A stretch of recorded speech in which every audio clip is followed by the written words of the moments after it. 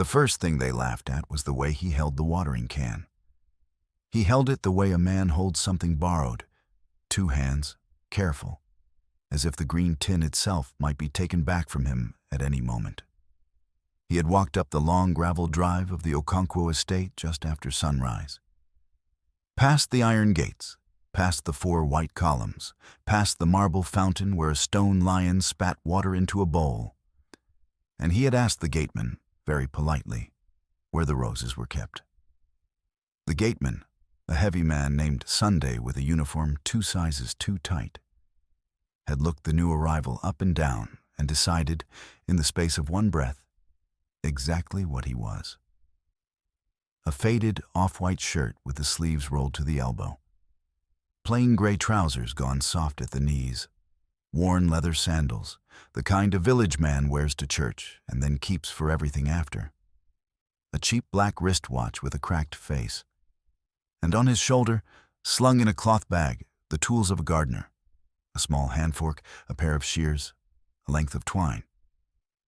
"The roses," Sunday repeated, and he let the words sit in his mouth like a sweet he was not going to share. "You. The roses." "Yes, please," the man said. His voice was low and warm, and he smiled with his whole face when he said it, as though he were genuinely glad to be there, as though watering roses at 6 in the morning were the finest thing a person could be asked to do.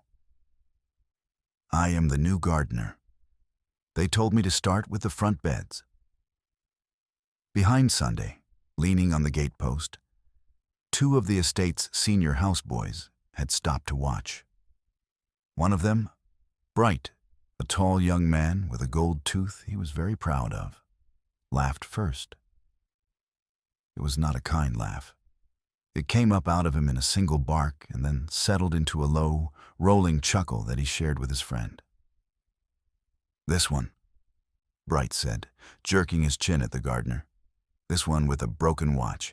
He will water Madam's roses." "Look at his sandals," the second houseboy said. "Look, he has come from the village to die of work in our compound." The new gardener did not stop smiling. He did not argue. He shifted the strap of his tool bag higher on his shoulder, and he asked again, in the same warm voice, "The front beds. Which way, please?" Sunday flicked 2 fingers toward the side of the great house, the way a man shoos a goat off a road. "There, by the wall. And do not let me see you near the fountain or near the front steps or near anywhere a guest can see your face. Madam is hosting tonight. The Lagos people are coming. We do not want them to think we keep beggars." "Thank you," the gardener said. And he meant it. That was the strange part, the part that made Bright stop chuckling for half a second and frown. The man said thank you as though he had been given a gift. Then he walked toward the rose beds with his borrowed-looking watering can, and the 3 men by the gate watched him go, and they laughed at the seat of his soft gray trousers. And they did not know, not one of them knew, that the man walking away from them owned the gravel under his feet, the iron gates, the 4 white columns, the marble fountain with its stone lion, the great house and every room inside it, and the very uniforms on their backs. His name was Chidi Okonkwo, and the estate was called Okonkwo Heights because his father had built it, and his father had left it to him, and he had come home that morning, after 3 years away, to find out the truth about the people who ran his house while he was gone. But the roses came first. He had not lied about that. He really did mean to water them. The Okonkwo estate sat on a green rise outside the city, behind a high white wall, where the noise of the road could not reach. Inside the wall, there were lawns kept short as a barber's cut, a long avenue of palms, an orchard of mango and guava heavy with fruit. Nobody was allowed to pick without permission. And along the eastern face of the great house, the rose beds. The roses had been planted by Chidi's mother before she died. Deep red roses, the color of the coral beads a chief wears. and after she was gone, his father had paid a great deal of money every year to keep them alive. And after his father was gone, the money had kept coming. But the roses had begun, quietly, to die. That was the first thing Chidi noticed when he reached the eastern beds. The soil was hard and pale. The leaves had gone yellow at the edges and curled inward like the fingers of a tired old hand. 3 of his mother's bushes were already brown skeletons, snapped off at the base. The watering pipe that ran along the wall had a crack in it, and the crack had been there long enough to leave a green stain of moss down the white plaster. Chidi knelt in the hard soil in his soft gray trousers and put his hand flat against the earth. It was the work of a moment to understand. Nobody had watered these in weeks. Somebody, somewhere, was being paid to keep his mother's roses alive, and that money was going into a pocket, and the roses were dying for it. He took out his small hand fork and began, very gently, to break up the crust of dead soil around the nearest living bush. That was how she found him, kneeling in the dirt, talking softly to a half-dead rose. "You should pour the water slow," she said. Chidi looked up. A young woman stood a little way off, a tin tray balanced on one hand, the other shading her eyes against the morning sun. She was perhaps 24, slender, in a plain faded wrapper the color of weak tea. A simple cloth tied over her hair, worn rubber slippers on her feet. Her eyes were large and dark and very tired, but they were watching the rose, not him.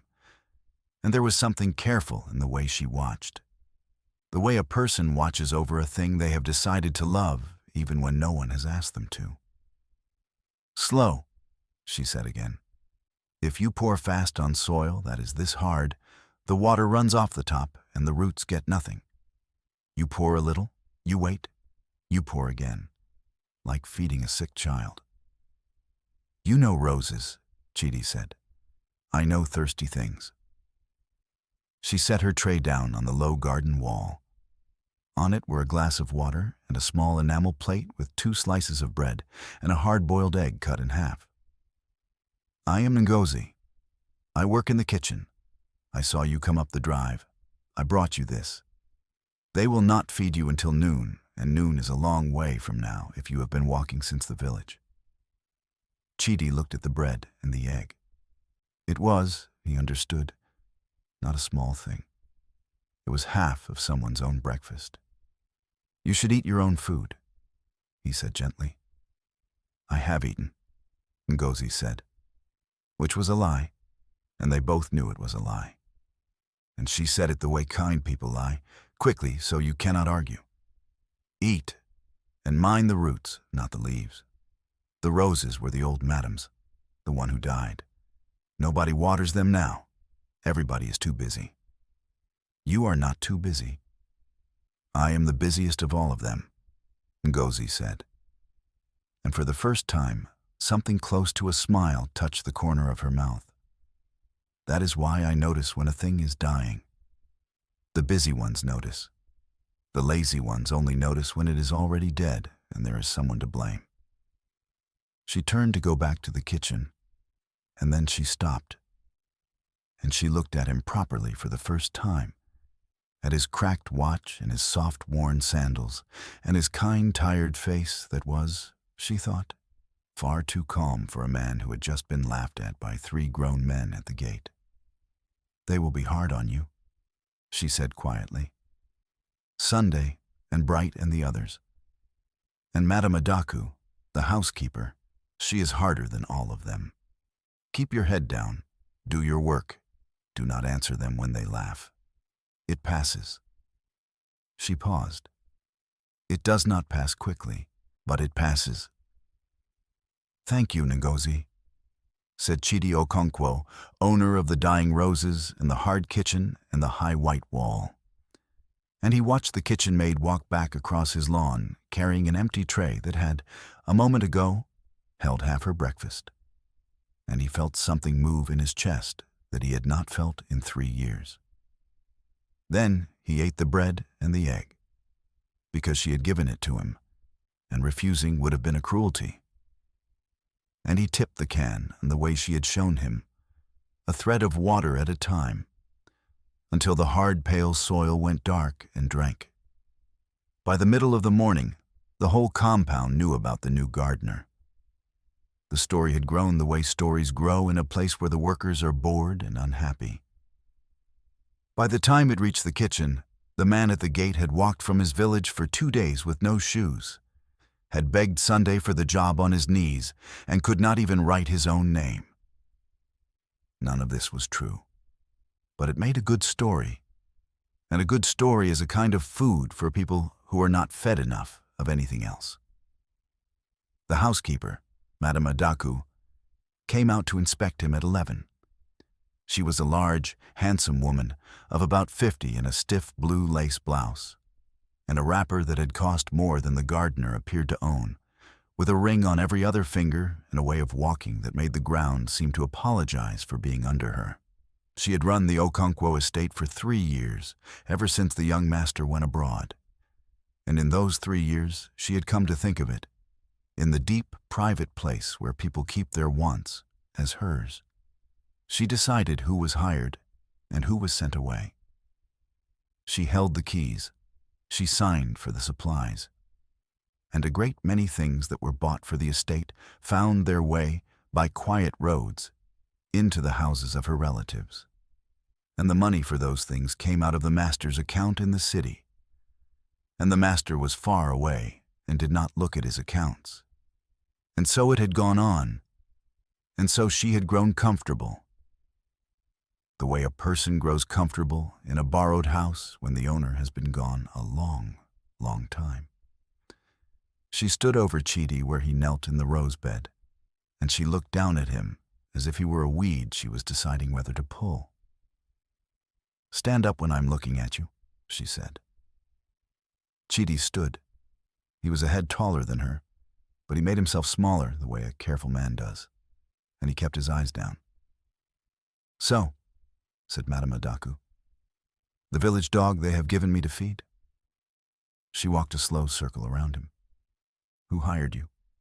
Sunday says you have papers." "The agency in town, madam," Chidi said. This was true in its way. "For the gardens." "The agency."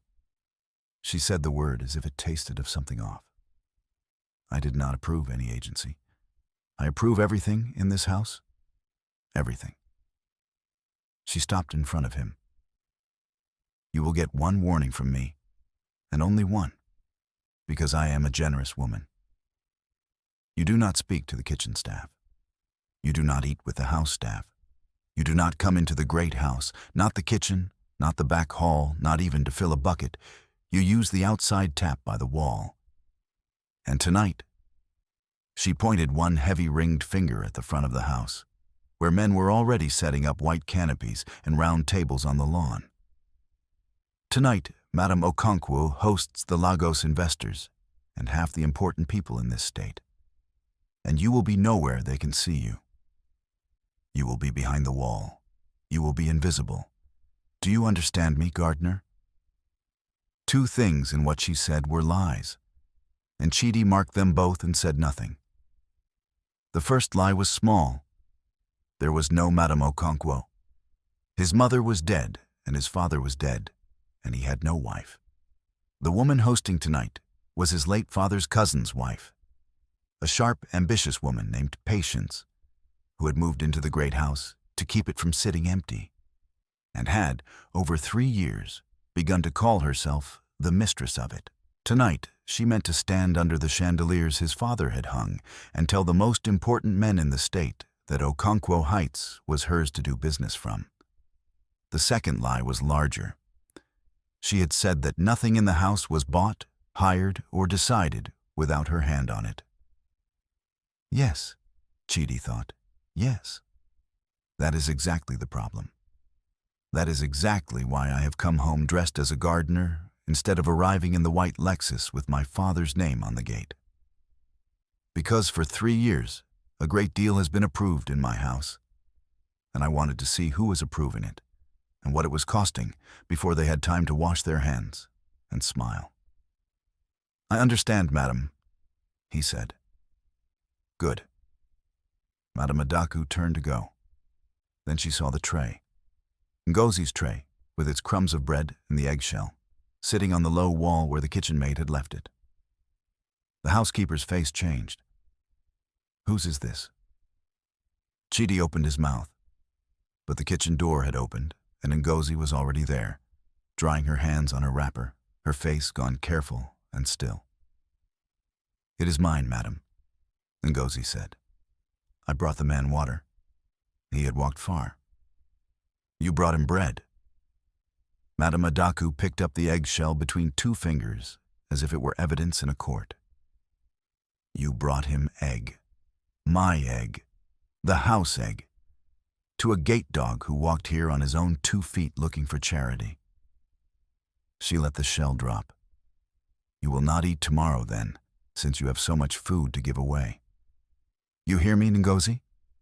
No breakfast for you tomorrow. Let us see how generous you are on an empty stomach." "Yes, madam," Ngozi said quietly. She did not look at Chidi. She picked up her tray and she went back inside, and the door closed, and the roses dripped slowly in the heat. And Chidi Okonkwo stood very still in the dirt of his own garden and felt the old comfortable anger of 3 years rise in him, and he pushed it down, down, down, because it was not time yet. Not yet. But he had seen it now. He had seen exactly the kind of house his house had become while he was gone. A house where a woman who gave away her own breakfast was punished, and a woman who gave away his entire estate was obeyed. He knelt back down in the rose bed, and he kept working. And a plan, which had been a vague and angry shape when he walked up the drive that morning, began to take a clean and quiet form. He would stay a gardener. He would stay a gardener until tonight. And tonight, in front of the Lagos investors and half the important people in the state, under the chandeliers his father had hung, he would stop being a gardener. The day went on, hot and bright. Chidi worked. He repaired the cracked pipe along the wall with a length of rubber and twine. He cut away the dead bushes and turned the soil and watered the living roses, the way Ngozi had told him. A little, then a wait, then a little more. And by the late afternoon, the first of his mother's red roses had begun, very faintly, to stand up straighter on their stems, and one tight bud at the top of the strongest bush had begun to show a thread of deep red between its green. He watered them, and he watched the house. He watched the white canopies go up on the front lawn, and the round tables go out, and the gold-rimmed plates come out of the storeroom, and the cooks sweat over pots of jollof and pepper soup and small chops. He watched the band arrive and tune their instruments under the palms. He watched a man back a refrigerated van up the drive and unload case after case of imported wine and champagne. And he watched Madame Adaku sign for it on a clipboard. And he watched her tear off the top copy of the receipt and fold it small and put it in her blouse. And he understood that copy would never reach the master's accounts in the city, and that the difference between what the master paid for that wine and what the wine had truly cost would, by tomorrow, be money in Madame Adaku's hand. He watched the proud woman who called herself the mistress of his house come out onto the front steps in the afternoon to direct the setting of the tables. Patience. She was perhaps 40, beautiful in a hard, bright way, in a gown of cobalt blue lace with gold thread, gold at her ears and her throat and her wrists. And she moved across his father's marble like a queen across a country she had conquered. She found fault with everything. The tables were too close, the flowers were wrong, the band was too loud. And when her eye fell, for one instant, on the gardener kneeling far away at the eastern wall, her lip curled, and she said something to Madame Adaku at her side. And the 2 women laughed together, briefly, the bright, contemptuous laugh of women who have decided that a certain kind of person does not really count as a person. And then they forgot him entirely. That was the thing about a disguise, Chidi thought. Watering his mother's roses while the two women laughed at him from the steps of his own house. It was not the rags that hid you. It was their certainty. They were so sure they knew what he was that they could not see what he was. He could have stood up and shouted his own name across the lawn, and they would have heard a mad gardener. So he did not shout. He waited. And he watered the roses slow. Twice more before evening, Ngozi came out to him. Once with a cup of water, which she set down without a word because Madame Adaku was watching from a window. And once, near dusk, with nothing, only to stand a moment at the edge of the rose bed and look at what he had done. "They are standing up," she said softly. She meant the roses. There was wonder in her voice. "I thought they were finished. I thought the old madam's roses were finished for good." "They were thirsty," Chidi said. "That is all. Thirsty things look finished when they are only waiting for somebody to remember them." Ngozi looked at him for a long moment in the failing light. "You talk strangely for a gardener," she said. "How does a gardener talk?" "Less." She almost smiled. Then her face went careful again, and she glanced back at the house, at the lights coming on in the great windows, at the guests' cars beginning to crunch up the long gravel drive. "They are starting. You should go behind the wall now, like Madame said. If she sees you when the important people are here, she will find a reason to send you away tonight with no pay. She has done it before. To a boy last year who only wanted to watch the fireworks. She put him out the gate at midnight, with nothing." "Did she?" said Chidi very quietly. And Ngozi did not hear the thing that moved under the two soft words. "Go behind the wall," she said again, gently. "The way you tell a child a true and useful thing. Please, I do not want them to hurt you. You are the only one in this whole place today who said thank you to me and meant it." And she went back inside to carry trays for the proud people. And Chidi Okonkwo stood alone among his mother's reviving roses as the sky went purple over his father's house. And he made her a promise she could not hear. "Tonight," he said to the roses, "nobody puts anybody out of this gate." The party filled the great house and spilled onto the lawn under strings of warm light. The band played high life under the palms. Waiters carried trays of small chops and tall glasses between the round tables. The most important people in the state stood in clusters with drinks in their hands. 3 Lagos investors in sharp, dark suits who had flown up that afternoon, a state commissioner, 2 pastors of large churches, a senator's wife, the chairman of a bank, businessmen with their gold-draped wives. And among them, moving from cluster to cluster like a bright, hard bird, went Patience, the woman who called herself the mistress of Okonkwo Heights. She had a thing she wanted from tonight, and she meant to have it. The Lagos men had money to put into a new project, a chain of fuel stations along the Eastern Road, and the land they needed ran along the boundary of the Okonkwo estate.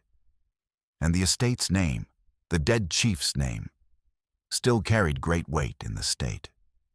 If she could stand before these men as the mistress of Okonkwo Heights, the head of the Okonkwo family, the one who decided what the Okonkwo name attached itself to, then she would be brought into the project not as a relative living in a borrowed house, but as a partner.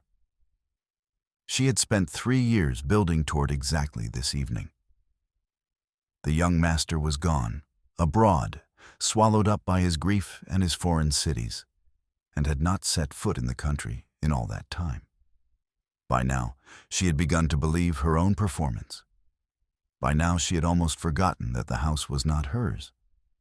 She gathered the important people on the wide front terrace under the great chandeliers that hung in the open double doors, the chandeliers the dead chief had hung. And she raised a glass, and the band went quiet, and she began to speak. "My friends," Patience said, and her voice carried, bright and certain, across the terrace and down onto the lawn. "Thank you for coming to Okonkwo Heights, to my home." She let the words sit. "You all knew the late chief, a great man, a great name, and it has fallen to me." She pressed a ringed hand to her chest. "To carry that name now, to keep this house alive, to decide what the Okonkwo name will stand behind in the years to come." She smiled at the three Lagos men. "And I think the Okonkwo name is ready to stand behind something new." The investors smiled back. The bank chairman nodded. A few people clapped softly. And out of the warm dark at the edge of the terrace, where the light from the chandeliers reached the top of the marble steps and no further, a man in a faded off-white shirt and soft gray trousers and worn sandals walked up out of the garden, carrying a single deep red rose. For a moment, nobody understood what they were seeing. A gardener. The gardener, the gate dog, had walked up out of the dark into the middle of the most important gathering the house had seen in 3 years. And he was climbing the front steps, the forbidden front steps, with dirt still on his knees and a rose in his hand. Madame Adaku reached him first. She came across the terrace fast for a large woman, her face gone gray-purple with rage and fear, hissing low so the guests would not hear. "Are you mad? Are you mad? Get away from here. Get back behind the wall before I—" "Good evening, Madame Adaku," Chidi said. He did not lower his voice. He let it carry, the warm, low voice, easily, across the suddenly silent terrace. "I came to bring Madame a rose, from the old Madame's garden, the one that was dying. It is not dying anymore." "What is this?" Patience's voice cut across the terrace, high and sharp. She came forward in her cobalt gown, and the guests parted for her. And she stared at the gardener standing on her front steps, with the whole of the important world watching. "Adaku! Adaku! Who let this filth onto my terrace, in front of my guests?" She turned to the Lagos men with a brittle, furious laugh, a laugh that asked them to laugh with her, to agree that this was nothing, a small, ugly thing that would be removed in a moment. "Forgive this. The help in this country. You cannot— Sunday! Sunday! Where is the gateman? Throw this animal out." The 3 Lagos investors did not laugh. They watched. The bank chairman watched. The commissioner watched. There is a kind of silence that falls on a crowd when something is about to happen that nobody has a name for yet. And that silence fell now, thick and waiting, across the lawn and up the marble steps. Sunday came puffing up onto the terrace with Bright behind him, both of them reaching for the gardener's arms. "Stop," said Chidi. He did not shout it, but there was something in the single word, some weight under it, that made both men's hands fall to their sides before they had touched him. They stopped because some old instinct in them, older than 3 years of bad habits, recognized the voice of a man who was used to being obeyed. Chidi turned to Patience. He looked at her for a long moment across the silent terrace. This woman, in his mother's house, under his father's chandeliers, holding up a glass of champagne his money had paid for, in front of men she meant to give his family's name to. "You said this is your home," Chidi said quietly. "It is my home." Patience's voice climbed. "How dare a gardener? You said it has fallen to you to carry the Okonkwo name. Adaku, if you do not get this madman off my— You said you will decide what the Okonkwo name stands behind." Chidi took one step up, onto the level of the terrace, into the full gold light of the chandeliers, and now they could all see his face clearly.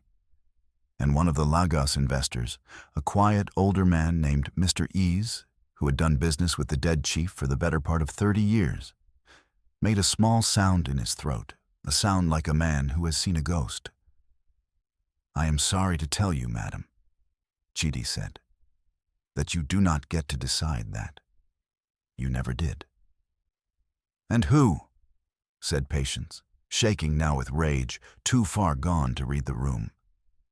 "And who are you to tell me what I decide in my own house?" "My name is Chidi Okonkwo," he said. "My father built this house. My mother planted these roses. And everything you have called yours for 3 years, the gates, the gravel, the chandeliers over your head, the wine in your hand, the very name you just offered to these men, belongs to me." The silence broke into 100 pieces. It broke first in the small, stunned cry from somewhere in the crowd. It broke in the champagne glass that slipped out of Patience's hand and shattered on the marble. It broke in Madame Adaku's face, which went from gray to white to a terrible empty blankness, as 3 years of comfortable theft fell away beneath her all at once. It broke in old Mr. Ease, stepping forward through the parting crowd, peering, and then saying in a voice full of wonder, "It is. By God, it is. You have your father's eyes. I held you on my knee when you were a small boy. Chidi, little Chidi. Where have you been?" "Abroad, sir," Chidi said, not taking his eyes off the 2 women in front of him. "Burying my grief. Trusting the wrong people to mind my house while I did it. That was my mistake, and I have come home to correct it." "Lies," Patience whispered. But it was a small sound now, a leaking sound, all the bright certainty gone out of it. "Lies. The young master is abroad.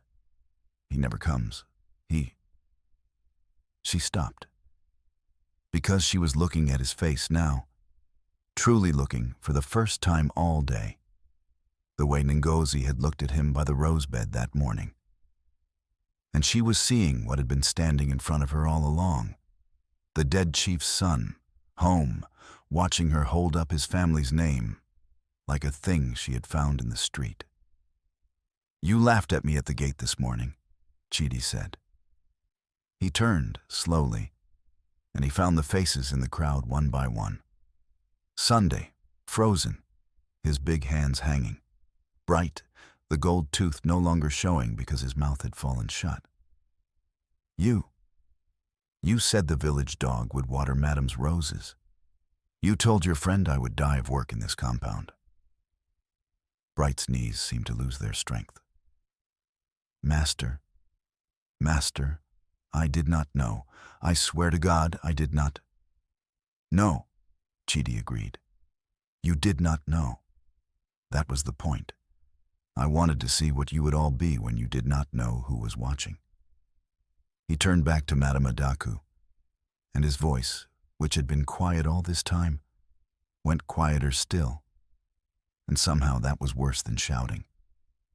"And you who approve everything in this house, everything." He let her own words hang in the gold air. "Tell me, madam, the wine van this afternoon, the receipt you folded into your blouse, where is the top copy of that receipt? Because I have my father's accounts in the city, 3 years of them, and I have spent the last month with an auditor reading every page, and there are a great many top copies missing. Generators that were bought twice, a roof that was repaired 4 times, school fees for children who do not exist. Shall I go on, here, in front of your guests? Or shall we step inside?" Madame Adaku made no sound at all. Her hand crept up to her blouse, to the folded paper still hidden there, and she did not seem to know she was doing it, and every important person on that terrace saw her do it. It was a wide power tableau, the kind a painter might have set, if a painter had wanted to show the moment the borrowed house remembers its owner. On the left, at the top of his own marble steps, a man in a gardener's rags, holding a single red rose, calm, terrible home. On the right, 3 of the most important men in the state stepping toward him with their hands out in greeting.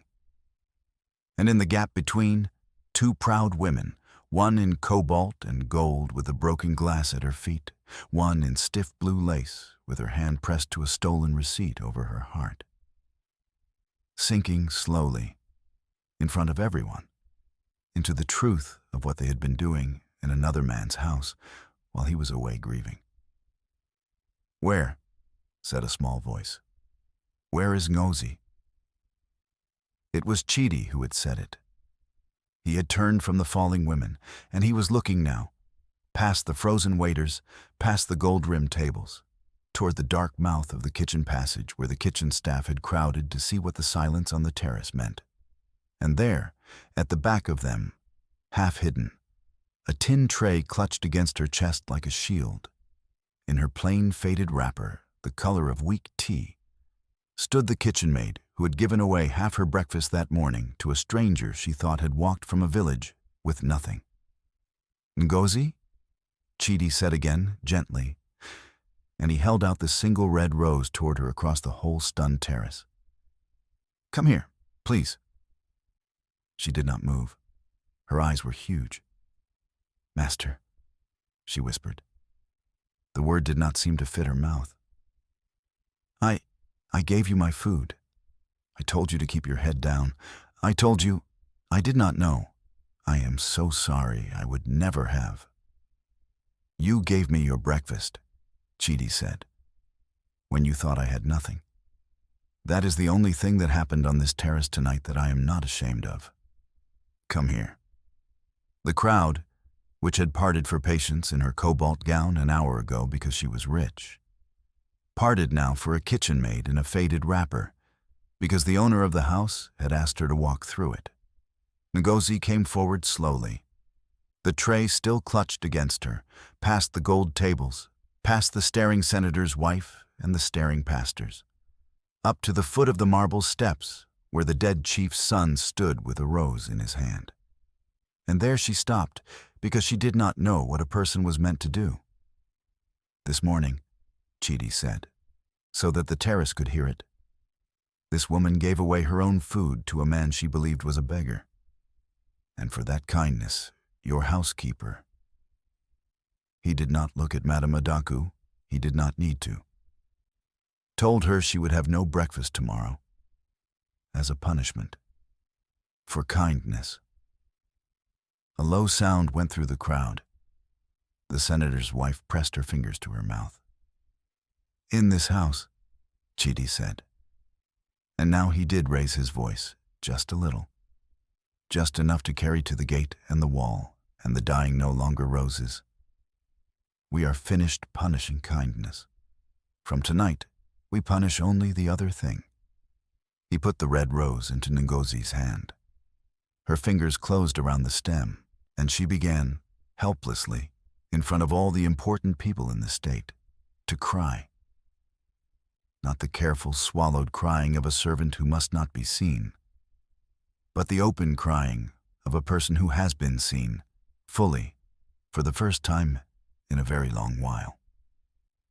Patience found her voice then, one last time. It came out of her thin and shaking and ugly. "This is a trick. This is theater. You cannot. You have no proof. You have nothing. You come here in rags pretending. These are my guests. This is—" "Mr. Iza," Chidi said, not turning. "You knew my father. You have done business with this family for 30 years. Look at my face and tell these people who I am." The old investor stepped fully into the chandelier light. He looked at Chidi for a long moment, and the wonder on his face settled into something steadier, something like grief and joy, mixed. "This is Chidi Okonkwo," Mr. Iza said clearly to the whole terrace. "The only son of the late Chief Okonkwo, the sole heir of this estate and of the Okonkwo holdings. I would know those eyes anywhere." He turned, slowly, to Patience, and his old face hardened. "Madam, I do not know what you have been telling people in this house for 3 years, but you are not the head of the Okonkwo family. You were never going to bring this man's name into our project.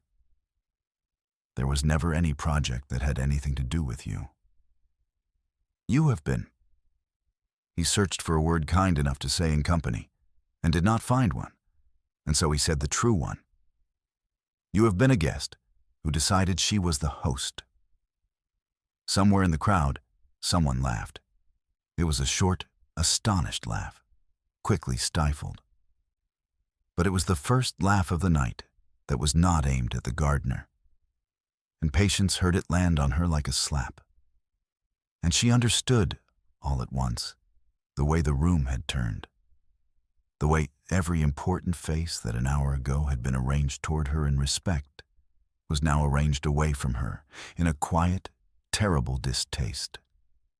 And she did the only thing left to a proud person who has been emptied out in public. She turned, and she walked, fast and unsteady, down the marble steps and across the lawn between the gold tables, past the band that had forgotten to play, toward the long gravel drive and the iron gates. And the cobalt and gold gown that had crossed his father's marble like a queen crossing a conquered country went out through the gate of Okonkwo Heights and did not come back. Madame Adaku did not run. There was nowhere for her to run. She stood with her hand still pressed to the folded receipt over her heart. And when Chidi finally turned to her, she had no words at all. None of the certainty she had used on him in the rose bed that morning, when she had told him to stand up while she was looking at him. The keys, Chidi said quietly. All of them. And tomorrow morning the auditor will be at the estate office at 8 o'clock, and you will sit with him, and you will account for every receipt you have folded into your blouse for 3 years. If what you have taken can be returned, you will return it. If it cannot, the matter goes to the police, and I am told they are also very interested in school fees for children who do not exist. He held out his hand. The keys, Madame Adaku. She lifted the heavy ring of keys from her waist with shaking hands. The keys to the storerooms, the keys to the wine, the keys to the whole borrowed kingdom she had run for 3 years. And she put them into the palm of the man she had called a village dog that morning. And the weight of them settled into his hand with a small bright clink that the whole silent terrace heard. Go to your room, Chidi said not unkindly. Eat something. You will need your strength for the morning. And Madame Adaku, who had made a kitchen maid go hungry for the crime of giving away an egg, went slowly into the great house.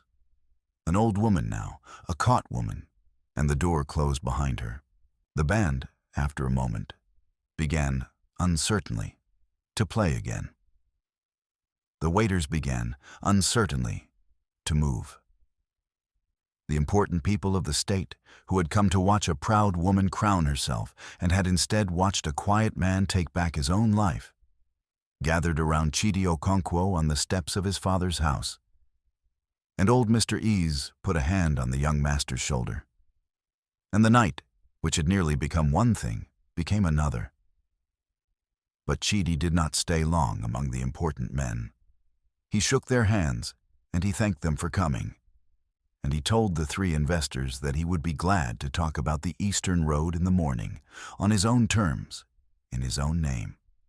And then he came down the marble steps to where the kitchen maid still stood at the foot of them, holding a red rose and a tin tray, and not knowing what she was now. Walk with me, Chidi said. They walked away from the lights, down across the dark lawn, to the eastern wall, to the rose beds. The strings of party light reached only faintly here. The roses were black shapes in the dimness, but you could smell them, the deep green watered smell of living things that have been remembered. They are not dying anymore, Ngozi said softly. She still could not quite look at him. You did it in one day. You did it, Chidi said. You showed me the trick with the roots. I only did what the kitchen maid told me." He smiled in the dark. It turns out the kitchen maid knew more about keeping the old madam's roses alive than the housekeeper who was paid to do it. Ngozi was quiet for a while. Then she said, in a small voice, "Why did you do it that way? Come here as a gardener. Let them laugh at you all day. You could have driven up in a big car. You could have come to the gate as the master and watched Sunday and Bright fall on their faces. Why did you let them treat you like nothing?" Chidi thought about it. He looked back at the great house, gold in the dark, full of people who an hour ago had not known his name. "Because a man learns nothing about his house from the people who know he is watching," he said. "When I drove away 3 years ago, after we buried my father, I left the place I loved most in the world, in the care of people I trusted. And I was so deep in my grief that for 3 years I did not look. I let the bills be paid, and I did not read them. I let the house run, and I did not ask how. And while I was not looking, my mother's roses started to die. And a woman who steals started to call herself the mistress. And a woman who gives was told she would go hungry. I needed to know the truth of my own house. And the only way to know the truth of a place is to walk into it as the kind of person nobody bothers to lie to. Nobody performs for a gardener. They were exactly themselves with me all day. And so now I know exactly who they are." "And me?" Ngozi said. "You know who I am now, too." "Yes," Chidi said. "I do." He turned to her in the dark. "This morning you gave half your breakfast to a man you thought had nothing in the world. And you did it knowing the housekeeper might catch you. And she did catch you. And you were punished for it. And you did not once, all day, regret it. You warned me to keep my head down. You told me you did not want them to hurt me. You came back out to my rose bed 3 times to see if a stranger was all right." He shook his head slowly. "Do you know how many people on that terrace tonight, in all their gold, would have given a stranger their last egg? I will tell you. None of them. Not one. The only generous person on the whole of my father's estate today was the one wearing a faded wrapper and worn slippers, the one nobody fed properly, the one they were going to send to bed hungry. That is who you are, Ngozi. And I have decided I would rather build a life around that than around anything those people on the terrace own." Ngozi stared at him. "You do not even know me," she whispered. "I know that you went out to a dying bush before anyone told you to," Chidi said. "I know that you notice what is fading before anybody assigns the blame. I know you cannot lie to a hungry man about whether you have eaten. That is more than I learned about most people in 3 years abroad." He smiled. "We have time, Ngozi. I am not asking you for anything tonight except this. Stay, not as the kitchen maid. Stay as a free woman in this house, eat at the table, sleep without fear of an old woman who counts the eggs, and let me get to know the person who saved my mother's roses. The rest can grow the way these roses did, patiently, without anyone forcing it." And the kitchen maid in the faded wrapper, standing among the living roses with a single red bloom in her hand, who had been laughed at and overlooked and told she would go to bed hungry, began, for the second time that night, to cry. And this time the dead chief's son did not look away and did not name her tears, and only stood with her in the dark green smell of the watered garden until she was finished. The story of that night went out across the state faster than any band could play it. By morning, the market women were telling it at their stalls, and the Okada men were telling it at the junctions, and the version that traveled was very close to the truth, which is rare for a traveling story, because the truth of it was already shaped like the kind of thing people most want to believe. that a proud woman who called another man's house her own had been emptied out in front of all her important friends, and that a generous kitchen maid who gave away her breakfast had been lifted up, and that the gardener everybody laughed at had owned the whole estate all along.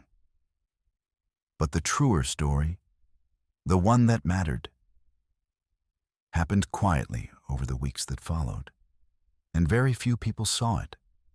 And it went like this.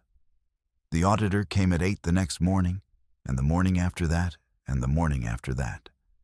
Madame Adaku sat with him in the estate office for many days, and the folded receipts came out of their hiding places one by one, and the true size of 3 years of quiet theft was set down in a column of figures, and it was very large.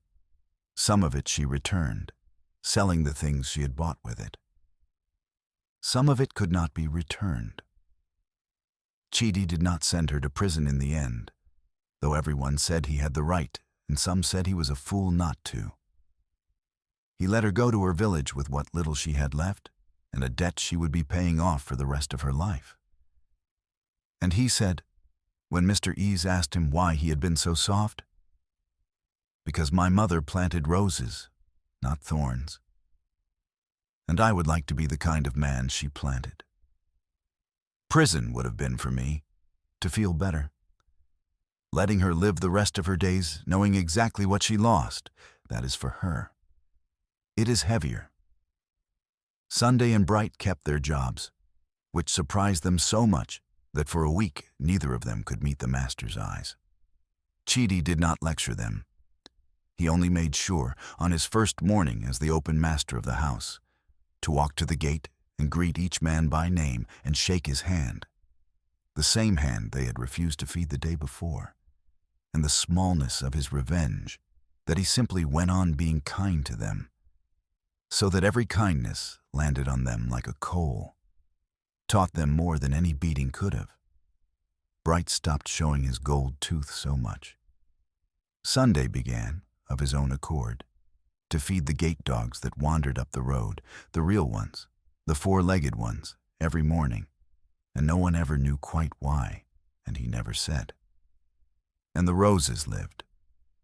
That was the thing the household watched most closely, in the way a household watches a sign. The old madam's deep red roses, that had been written off as finished, that had been brown skeletons along the eastern wall, came back all that season under slow and patient water, until by the time the rains came, the whole eastern face of the great house was a wall of deep coral red, the color of the beads a chief wears, and people who came to the estate on business would stop their cars in the drive just to look at them. And the gardeners, for there were real gardeners now, hired and paid properly, were told one rule above all others, and the rule was the kitchen maid's rule. Mind the roots, give the soil time to drink, and never trust a leaf to tell you what is happening underneath. As for the kitchen maid, she did not stay a kitchen maid. She did not either become someone else. That was the thing the whole household noticed, and the thing the market women, retelling the story, liked best of all. Ngozi moved out of the narrow servants' room and into a bright room with a window that looked over the eastern roses, and she ate at the table, and no one counted her eggs. But she still got up early, and she still went out at first light to see what in the gardens or the kitchen was being forgotten, and she still gave away her food to anyone at the gate who looked hungry, except now there was always more, and no one punished her for it. Chidi did not rush her, and he kept his word about the slow water.